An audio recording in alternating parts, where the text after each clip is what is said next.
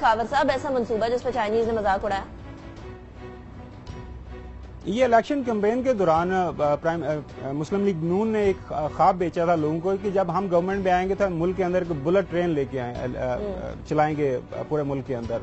خیبر سے لے کے کراچی تک۔ اب نیشنل اسمبلی کے اندر خواجہ سعد فیق جو ریلوے کے منسٹر ہیں وہ بتا رہے تھے کہ جب میں نے ان سے چائنیز کو یہ کہا کہ جی ہم نے ایک بلٹ ٹرین بنانی ہے تو وہ ہم پہ ہنسے۔ انہوں نے کہا کہ جی آپ جو 160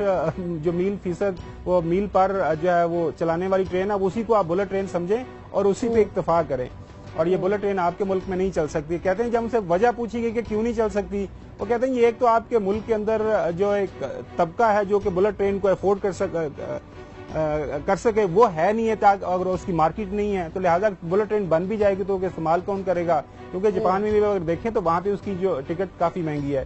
ایک وہ ہے، دوسرا یہ ہے کہ وہ جو انفراسٹرکچر چاہیے ہوتا ہے اوور آل، اس کے لیے آپ کو بہت زیادہ انویسٹمنٹ کی ضرورت ہے، تو وہ ریلوے منسٹر ہمارے پاس وہ انویسٹمنٹ بھی نہیں ہے تو اس لیے نہیں کر سکتے۔ اور ساتھ ساتھ جو ہم ایک دو پروگرام میں ہم نے وہ ایک چیز ہائی لائٹ کی تھی کہ جو ریلوے کی زمین ہے تو وہ ایک بڑی زبردست چیز انہوں نے نیشنل اسمبلی کو یہ بتائی کہ جی کے پی کے علاوہ باقی تینوں جو پروونس ہے وہ مجھے اپنی زمین نہیں واپس کر رہے جو ریلوے کی ہے۔ کے پی کے وہاں پہ گو کہ پی ٹی آئی کی حکومت ہے، انہوں نے تعریف کی کہ جو 90% جو زمین وہاں پہ انڈر انلیگل آکوپیشن تھی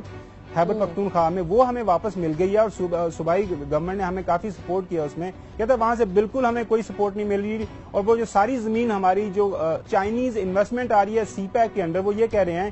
کہ وہ اتنی زیادہ روزی پکچر نہیں ہے کہ جو عام لوگوں کو یہ سمجھ آ رہی ہے، اور یہ چیز انہوں نے آن دا فلور آف ہاؤس کہی۔ وہ کہتے ہیں کہ چائنیز ہمیں کہہ رہے ہیں کہ جی ایک مثال انہوں نے دی کہ ایک پین کی قیمت 2 روپے ہے تو وہ کہتے ہیں کہ اس کے 10 روپے میں آپ لے لیں، وہ کہہ رہے ہیں